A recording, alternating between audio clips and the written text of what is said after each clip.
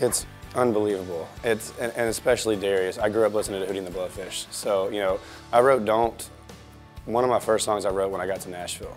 I've probably written 400 or 500 songs since I've been there. That was probably in the first 50 I wrote. So it sat there for a while, and it's always been one of my favorite songs. You know, I was playing 200 shows a year, and after every show there'd be somebody walk up and say, "Hey, what was that Don't song? What was that song?" You know, and so we always kind of knew that song had something to it, and it was a hard one to give away. Actually, that was one I was going to cut for myself, and but you know, having Darius Rucker, who I grew up listening to, cut it is by far one of the coolest things that's happened to me in the industry. You know.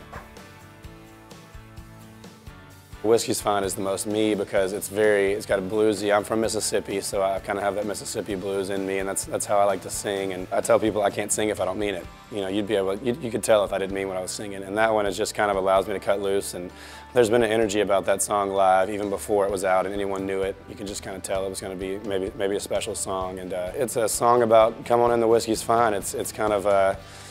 We'll worry about our problems tomorrow, we'll have a good night tonight, and I think that's kind of what everybody relates to, and we've all done it at one point or the other, so I think that's kind of what resonates with people.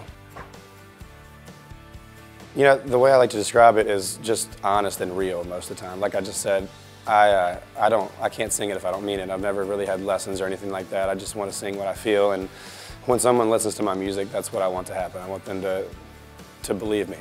You know, I grew up listening to the Eagles and Bob Seger and you know, Amos Lee and Need to Breathe and all these bands that, you know, that weren't country. And, you know, John Mayer is probably my largest influence as far as I've listened to more John Mayer than I have anybody else. So it kind of comes out accidentally, I think. But the storytelling is what got me into country music, and that's my favorite part of it.